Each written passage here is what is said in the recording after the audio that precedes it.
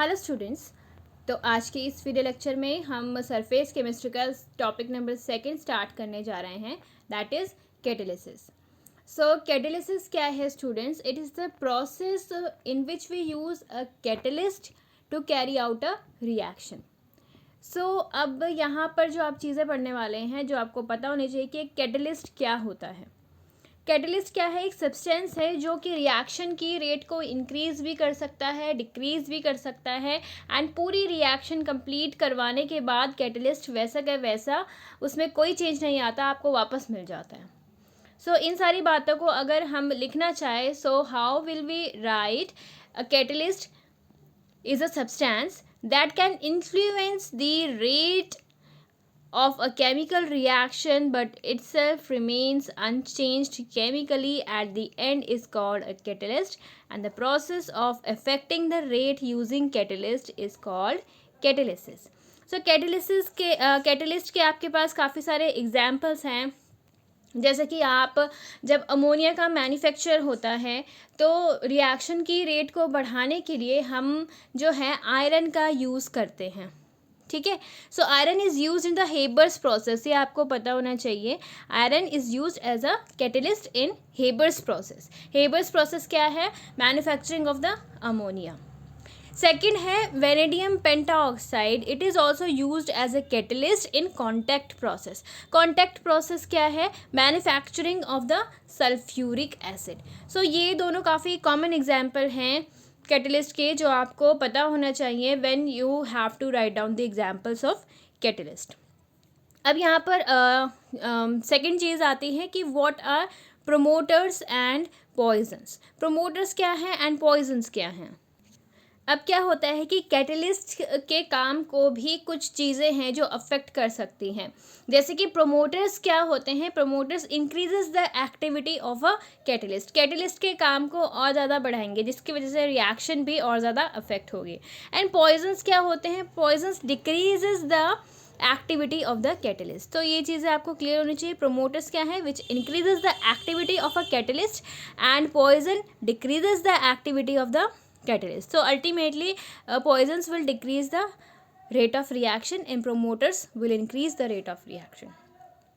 For example, आप यहाँ पर एग्जाम्पल के तौर पर देखेंगे कि जब आपका अमोनिया का फॉर्मेशन होता है, so we use finally divided iron as a catalyst, and iron की एक्टिविटी को और बढ़ाने के लिए we use manganese as the promoter, ठीक है। सो कैटलिस्ट की एक्टिविटी को भी बढ़ाने वाली कोई चीज़ है, so those are known as promoters. Clear हो गई बात? अब जो नेक्स्ट मोस्ट इम्पॉर्टेंट चीज़ है इस टॉपिक से रिलेटेड, वो है आपका टाइप्स ऑफ कैटालिसिस। कैटालिसिस के 2 टाइप्स हैं, ठीक है। First one is your homogeneous catalysis and second is your heterogeneous catalysis. तो ये चीज़ें आपको क्लियर होनी चाहिए। होमोजीनियस एंड हीट्रोजीनियस किस बेसिस पर हमने बनाए हैं? We compare the phases of the reactant and the catalyst. Reactant किस फेज़ में है, सॉलिड, लिक्विड और गैस में है, या कैटलिस्ट किस फेज़ में है, दोनों को चेक करेंगे। अगर रिएक्टेंट और कैटलिस्ट सेम फेज़ में हुए, जैसे कि रिएक्टेंट भी आपका गैशियस फेज़ में है एंड कैटलिस्ट भी आपका गैशियस फेज़ में है, तो वहाँ पर क्या होगा? वो जो टाइप हो जाएगी कैटालिसिस की, वो होमोजीनियस हो जाएगी। नाम से ही पता चलता है होमोजीनियस, ठीक है, जहाँ पर सेम चीज़ें हों, ठीक है। सो सेकंड आता है आपका हीट्रोजीनियस कैटालिसिस। यहाँ पर आपको क्लियर हो रहा होगा इजीली कि यहाँ पर कैटलिस्ट और रिएक्टेंट जो है डिफरेंट फेजेस में हो सकता है कि आपका रिएक्टेंट गैस फेज में हो और कैटलिस्ट आपका सॉलिड फेज में हो, तो ऐसे टाइप को हम हीट्रोजीनियस कैटालिसिस बोलेंगे। तो इसके एग्जाम्पल्स आपको क्लियर होने चाहिए 1 कम से कम, ठीक है। तो यहाँ पर देखेंगे आप, जब भी आपका सल्फ़र डाइऑक्साइड ऑक्सीजन के साथ रिएक्ट करता है, सल्फ़र डाइऑक्साइड भी आपका गैस स्टेट में है, ऑक्सीजन भी गैस स्टेट में है, ठीक है। ये दोनों रिएक्ट करके आपके जब सल्फ़र डाइऑक्साइड बना रहे हैं तो गैसेस आपको प्रोडक्ट मिल रहा है, एंड इसके लिए आप नाइट्रोजन मोनोऑक्साइड का यूज़ कर रहे हैं एज अ कैटलिस्ट, जो कि आपका गैशियस फेज़ में है। सो आप देखेंगे कि रिएक्टेंट भी गैशियस फेज़ में एंड कैटलिस्ट भी आपका गैशियस फेज़ में, so it is an example of homogeneous catalysis. Heterogeneous catalysis में आप सिंपल सा दोबारा से वही एग्जांपल लिखेंगे, मैन्युफैक्चरिंग ऑफ अमोनिया, जिसमें कि आप नाइट्रोजन गैस को हाइड्रोजन गैस से रिएक्ट करवाते हैं और आपका जो कैटलिस्ट है वो आयरन रहता है सॉलिड स्टेट में. So these are in different phases to form the ammonia. So it is an example of heterogeneous catalysis. Clear हो गई बात.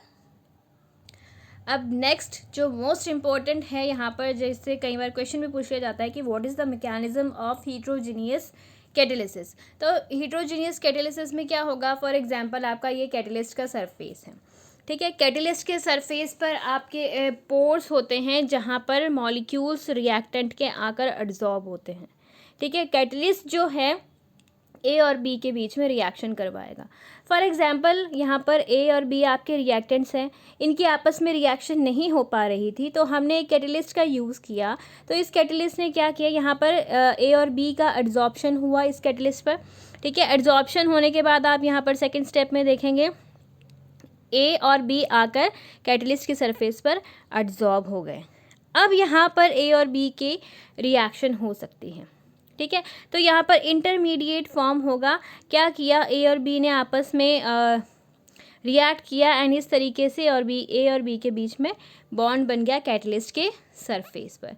अब आपको क्या चाहिए, प्रोडक्ट चाहिए, ठीक है. कैटलिस्ट आपको अलग चाहिए एंड प्रोडक्ट अलग चाहिए, तो क्या होगा, यहाँ पर डिसॉर्प्शन हो जाएगा प्रोडक्ट के मॉलिक्यूल्स का एंड कैटलिस्ट आपको अलग से मिल जाएगा.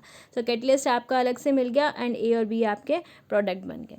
तो कहने का मतलब ये है कि कैटलिस्ट जो है वो रिएक्शन करवाएगा ए और बी के बीच में, जिसमें रिएक्शन नहीं हो पा रही थी.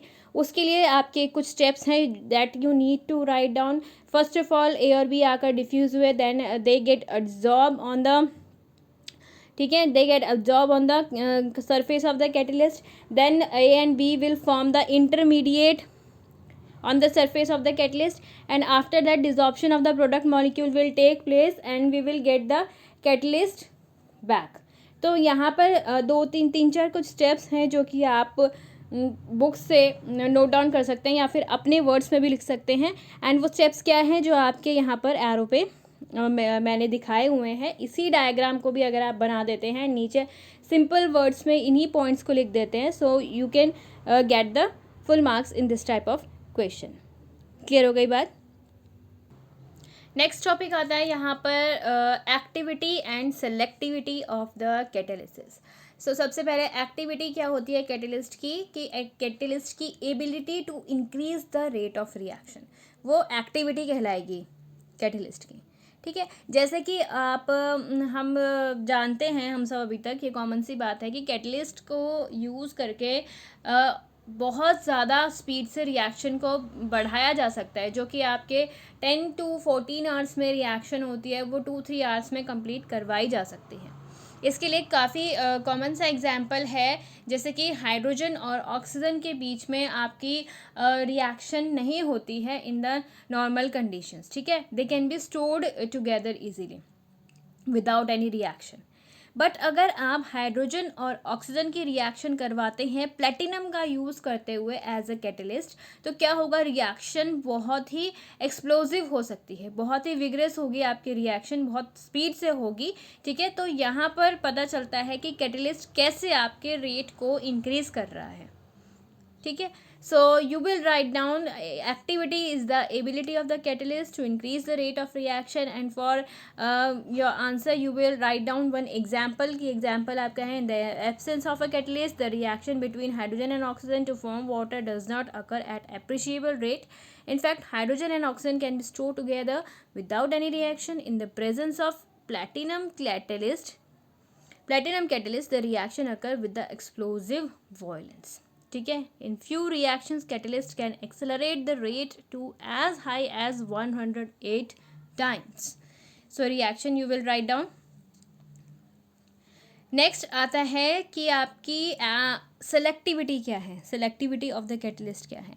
अब क्या होता है कि कई बार सेम रिएक्टेंट्स होते हैं, ठीक है. सेम रिएक्टेंट्स को लेकर हमें डिफरेंट प्रोडक्ट्स बनाने हैं. फॉर एग्जांपल मैं कार्बन मोनोक्साइड एंड हाइड्रोजन ले लूँ, दो रिएक्टेंट्स, ठीक है. एक स्टूडेंट को मैं बोलूँ कि इन दोनों रिएक्टेंट्स का यूज़ करते हुए आपको फॉर्मल्डिहाइड बनाना है, ठीक है। एंड दूसरे स्टूडेंट को मैं बोलूँ कि कार्बन मोनोऑक्साइड एंड हाइड्रोजन का यूज़ करके आप मीथेन और वाटर का फॉर्मेशन करवाओ। तो ये कैसे होगा? We can do this by using the different catalyst. तो कैटलिस्ट की एबिलिटी होती है to direct the reaction to give the particular product, that is known as selectivity. We can get the different products from the same reactants using the different catalyst। तो आप screen पर देख सकते हैं, इसके लिए एग्जाम्पल गिवन है same. देखिए, कार्बन मोनोऑक्साइड और हाइड्रोजन का यूज़ करके जब हमें फॉर्मल्डिहाइड चाहिए था तो हमने कॉपर का यूज़ किया एज अ कैटलिस्ट, एंड जब हमें इन दोनों से मीथेन और वाटर चाहिए था तब हमने निकल का यूज़ किया as a catalyst। So it is the ability of the catalyst to direct the reaction to give the particular product। Clear हो गई बात? नेक्स्ट टॉपिक आता है कैटेलिसिस से रिलेटेड, शेप सेलेक्टिव कैटेलिसिस। अब शेप सेलेक्टिव कैटेलिसिस क्या होगा कि कैटेलिस्ट का जो सरफेस होगा उसमें जो पोर्स होंगे वो पर्टिकुलर साइज के होंगे, पर्टिकुलर शेप के होंगे, जहाँ पर उसी साइज का रिएक्टेंट आकर रिएक्ट कर पाएगा, तो वो शेप सेलेक्टिव कैटेलिसिस कहलाएगा। ठीक है, जैसे कि आपके इसके कॉमन एग्जांपल्स हैं जियोलाइट्स। तो सबसे पहले डेफिनेशन देखेंगे, catalytic reaction that depends on the molecules of the product and on the size of the reactant and the catalyst spore structure is called shape selective catalysis. Clear हो गई बात? जैसे आप कोई एग्जाम्पल ले लेते हैं जियोलाइट का। तो जियोलाइट क्या है? आपका कैटलिस्ट है, एक माइक्रोपोरस स्ट्रक्चर है जिसमें जो कि एल्यूमिनियम, सिलिकॉन एंड ऑक्सीजन से बना हुआ होता है, and it has the cage like structure, honeycomb like structure होते हैं उसके सरफेस पर, which gives them the large area for absorbing the reactants.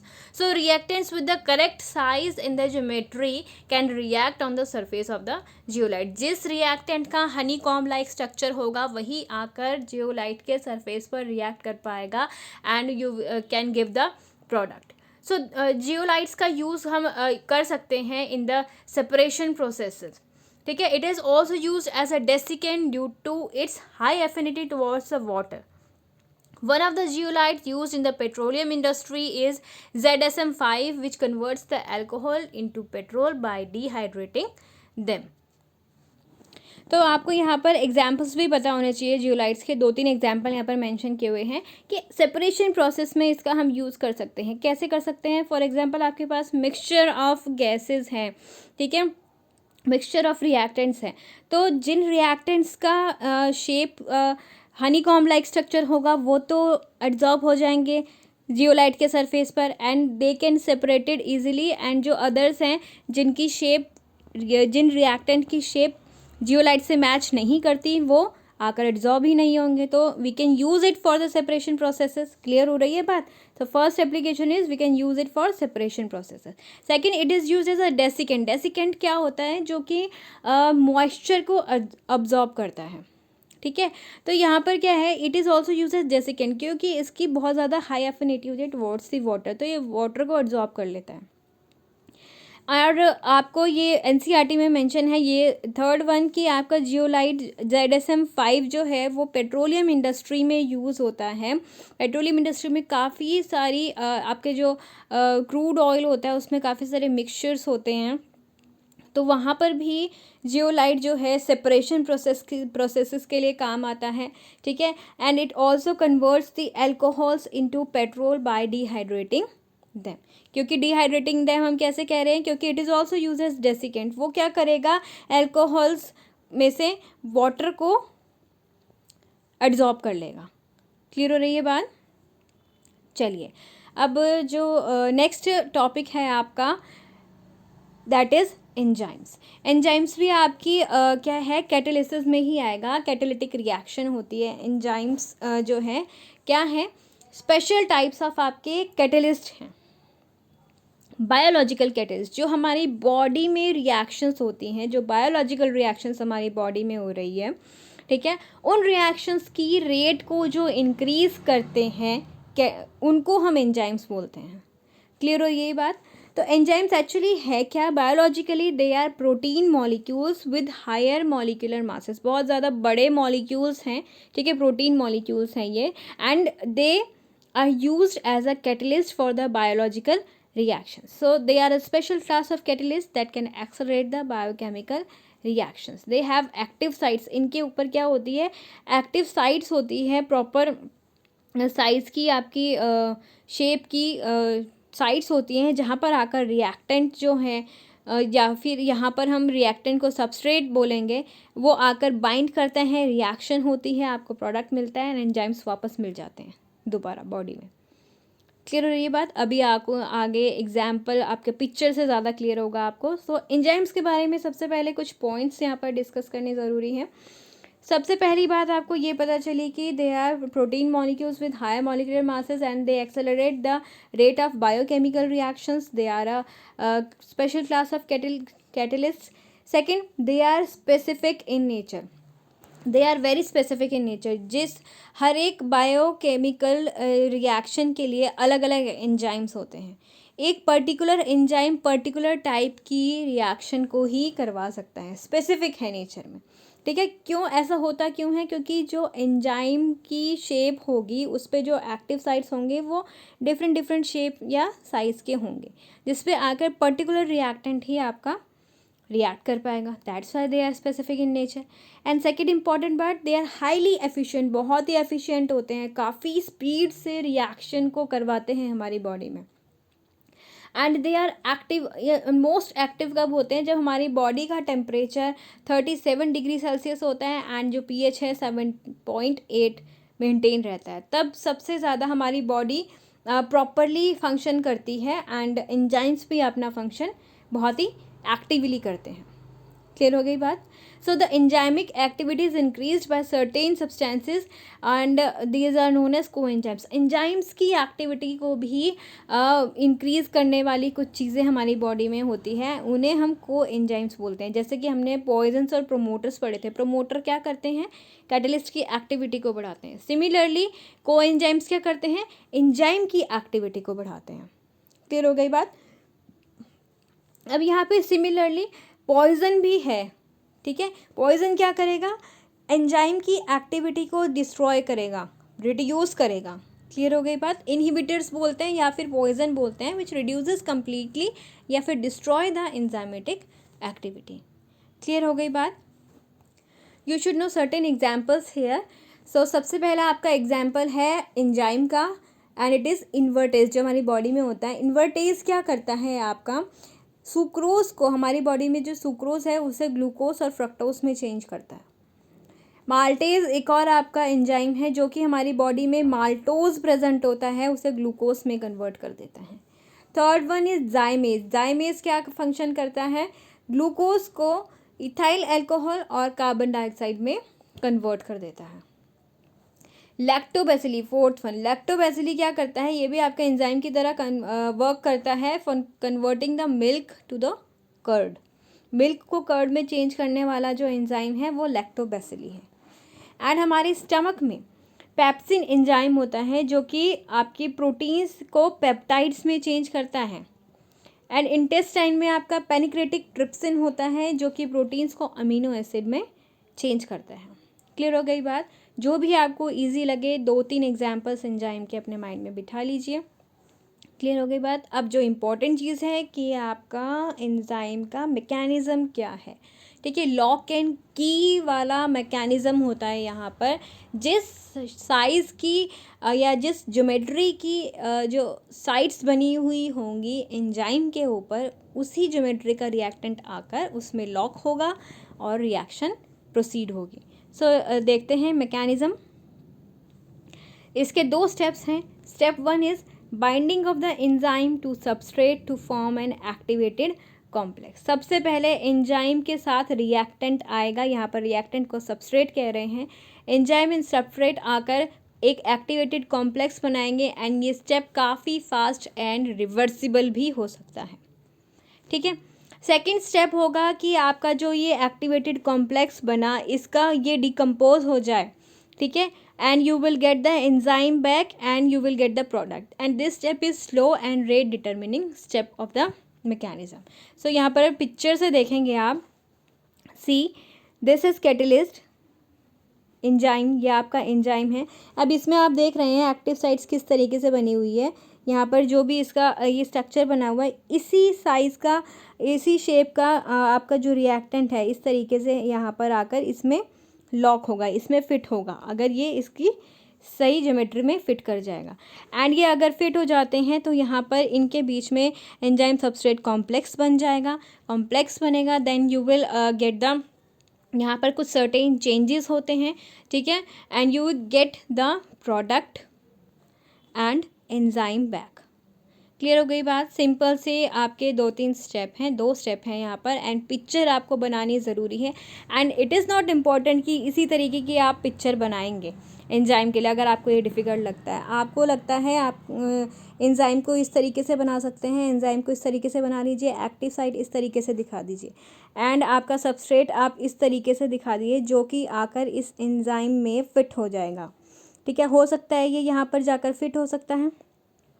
Fit हो जाएगा तो इनके बीच में एक कॉम्प्लेक्स बनेगा. देन आप अलग अलग दिखा दीजिए डिफरेंट कलर से सबस्ट्रेट को. देन प्रोडक्ट आपको मिल जाएगा एंड एंजाइम आपको दोबारा से मिल जाएगा. ठीक है, एंजाइम आपको दोबारा से इस तरीके से मिल जाएगा एंड प्रोडक्ट आपको इस तरीके से मिल जाएंगे. क्लियर हो गई बात. सो ज़रूरी नहीं है यही पिक्चर आप ड्रॉ करें, आपको लॉक एंड की मैकेनिज्म का पता होना चाहिए. ठीक है, you need to write down just 2 steps है. बहुत ही सिंपल चैप्टर है ये, बहुत ही इजी चैप्टर है. ठीक है, छोटी छोटी चीज़ें हैं यहाँ पर जो कि एक बार पढ़ने से आपको क्लियर हो जानी चाहिए. So for today's class this is all. Till then make your short notes and all the best students.